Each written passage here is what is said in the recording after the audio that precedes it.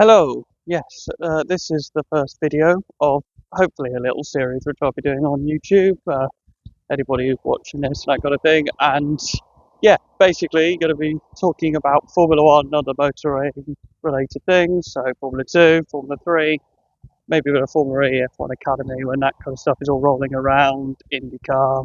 So, yeah, so as you can see by the series, we're calling it Formula Wondering About, where I'm literally going to be wondering about discussing, yeah, as I said, Formula One. So, first one, we've obviously just had practice for the Italian Grand Prix, and yeah, very, very difficult to work out realistically what's going to happen. Obviously, McLaren are going to be up there. There are several unknowns like Ferrari, who seem to be quick FP1, but FP2 they were slightly off, I think. I can't remember off the top of my head what the times were now. Uh, yeah, because I was in work at the time of all the sessions. So, yeah, Ferrari are going to be an interesting one this weekend because for me, like when it gets to Monza, as we saw last year, they don't really care about finishing anywhere other than first. Literally do not care. I mean, we saw it last year. Charles Leclerc, the McLarens were, favourites to win, and he somehow managed to make a one-stop work when realistically, I think most of the people were all on the two. I think actually Carlos was on the one stop as well, and he ended up fourth, I think, from what I remember. So yeah, it's going to be interesting. Leclerc is a bit of a specialist, but he seems to be a bit off Lewis so far. But of course, well, that can obviously change going into P3. They'll be making setup changes. They'll be maybe adding a little bit more downforce onto the car because they definitely seem to be quick in 1 and 3 in terms of the sectors, but giving up a little bit in sector 2. But as we know with McLaren, they're going to be monsters through that middle sector anyway. So the thing I do like though with that middle sector, just getting onto it, actually, I'm going to be just going backwards and forwards and things like that, is the gravel trap.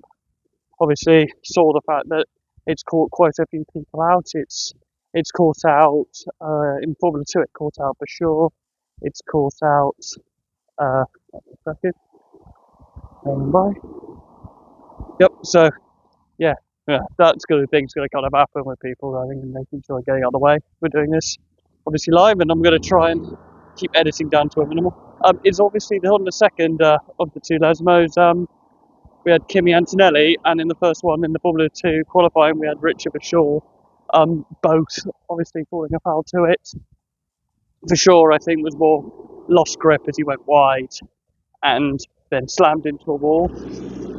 Very similar actually to a Hamilton crash from years ago when he was at McLaren. I can't remember which year it was. I think near the end of a race where it's very easy if you overcook it going into that first Lesmo. Yeah, you can obviously find the barrier very, very quickly. And then Kimi Antonelli again, finding the gravel and beach in the car. Exactly what happened in Zandvoort. And yeah, he's just needs like just a clean P3 tomorrow and then a clean quali. Get himself a P7 or 8.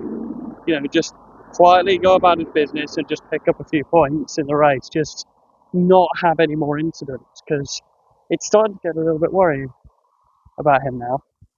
Because, well, we saw how good he was earlier in the year with obviously the sprint pole in Miami and then obviously the podium in Canada where that Mercedes just seemed to come alive in Canada. So maybe that was more down to the car than maybe him, but obviously he has to get the performance out of the car. But we saw how good George Russell was that weekend, and he's just been brilliant as well. So yeah, Kimi Antonelli, he just needs to just calm it down a little bit, just rein it in a touch, I think, because you can see he's trying, you can see he's got the talent.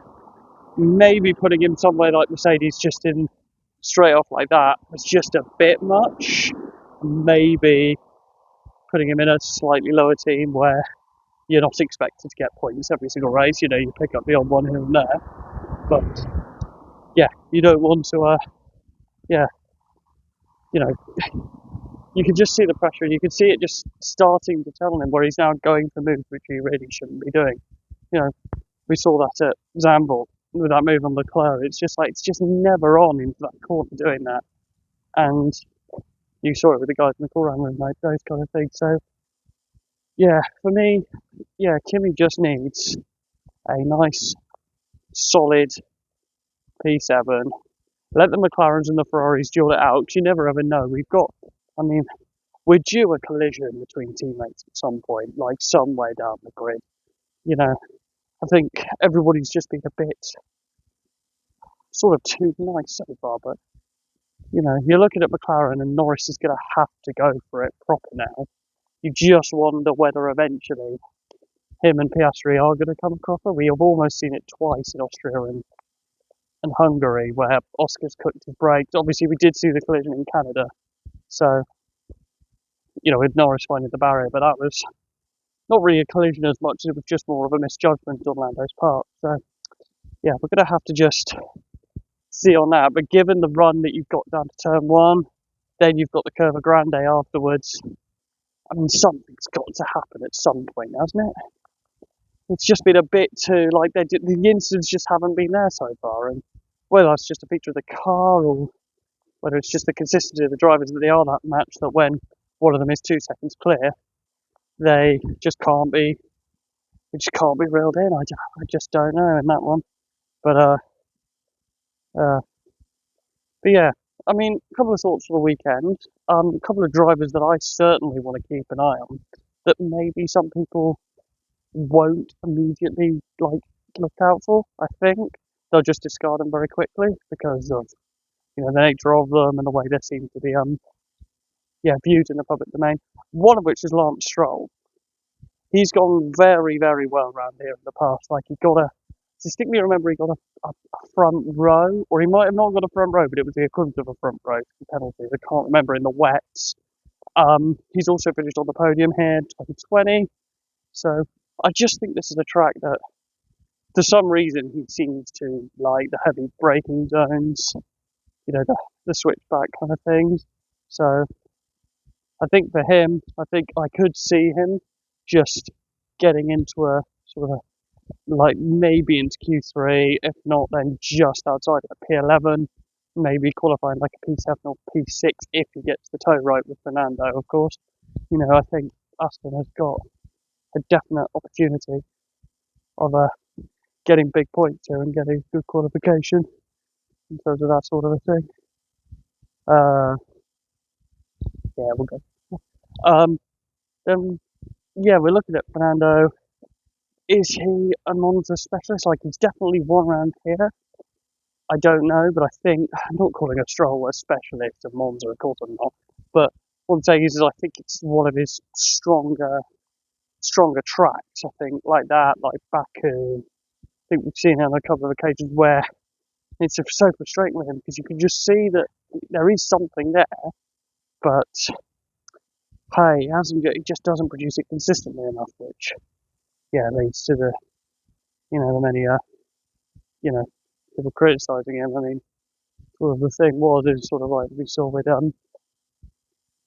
Zambor, it just got to the point where it was just into qualifying, and I think there were a few of us that were thinking, but which corner is he going to go off at? And I certainly thought after a number of times that he's sort of found the barrier, he'd had missed. I think he'd had a problem in practice as well. So, but I think he has strong race pace. I think maybe that Aston Martin is just going to be like all of them. Obviously, it's going to be set up straight line speed, but I just think if they get it right and get themselves into a position, given it's hard to overtake at Monza with obviously the rear wings being small and DRS team,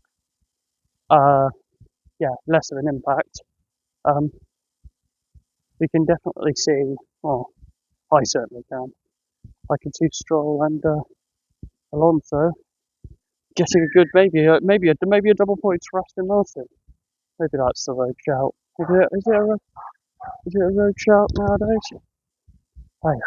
I don't know. I mean, it's so close in that midfield battle. It could literally be double points, or it could be P16, P17, and I've made it look an absolute fool with that. Other drivers to look out for. I think you look at the Formula 2 drivers because they've always been there, and F3 comes here. So we know the Formula 2 and Formula 3 are here this weekend. So people like Isaac Hadjar and Gabri Bortoleto and Behrman, yeah, certainly those three. Lawson, yeah, he's been in the sport. Well, he's been in sport quite a long time now. It's just in and out. I think those four, if you're looking at rookies, Kimmy, he should do he should do good because he knows the obviously knows the track a lot better. Obviously, being Italian and things, he'll definitely know Monza. So you would expect him to do well when it gets to the race or when it gets to qualifying. When it gets to the positions, they should know it, with that kind of thing. And having had experience of racing here before, uh, I think I'm slightly concerned. Who would I think would be concerned for? I mean, I was a little bit concerned actually. Speaking going back, the one driver I was a little bit concerned about was Oscar Piastri. But I think he was a little way off. But I think for me, the reason why he was off is because he sat out. I think it's just innocent as him just sitting out F1 because obviously Alex Dunn getting the go in it and that kind of thing. Because obviously the drivers having to sit out. I think they have to sit out. Is it one? I think they have to sit out one free practice session each or something for the majority of the season. So obviously McLaren have picked this race for Oscar Piastri. Obviously Oscar goes well around here. We saw that last year. But yeah, I don't know. Is that time going to really cost him? It didn't obviously cost Lando back in Austria because he came and won the race and led. He was pressurised, but ended up winning it. So it might not obviously when it gets to the crunch time matter. But I am slightly concerned because I think it was 4 tenths at one point that the gap was between Lando and Piastri. To be honest, I haven't actually checked since practice finished whether he did go any quicker or whether Lando actually went any quicker. I don't suspect they did because they were probably onto their long runs by that point. So yeah, it's something to keep out for because 4 tenths can off a lot of cars given how close the grid is. Uh, yeah, you can sort a lot of cars into that gap, and you'd certainly expect the Ferraris to be there. You'd expect George Russell to be in there. If Kimi Antonelli can hook up a lap, you maybe expect him to be in there. I mean, how on earth I've forgotten about this guy, but how on earth I've forgotten left out Max Verstappen until now. I mean, of course he's going to be there or thereabouts because, he's Max Verstappen. We know how good he is. We know that he, obviously, of course he's won round Monza, he's won round pretty much everywhere. I think where he hasn't won, maybe Singapore, possibly. He might not have won around, but we'll see with him. Because now he's just not really fighting for a championship anymore. He'll just be going for wins as well. If the Red Bull does get hooked up, you might see him up at the front. And there is an opportunity here where we could see a proper three-car fight for the win between Red Bull, the Ferraris, and the McLarens, and strategy coming into it. And of course, as I said before, at the beginning with Ferrari, they're not going to care about undercutting other cars and stuff. They're just going to care about winning the race. That's literally all Ferrari are going to be interested in at Monza. Like with Monaco, like with everywhere else, it doesn't quite matter as much. Monaco's a bit unique because of Charles, but you're looking at Monza, the only one they realistically will care about. Like in terms of like the ultimate passion winning in front of the Tifosi, they're already singing on Friday. I mean, imagine if one of them manages to somehow stick it on pole on Saturday, ready going into Sunday. I mean, it'll be absolutely bouncing, and you kind of want to see it because I think everybody's wanting just a little bit of a variety of a different winner.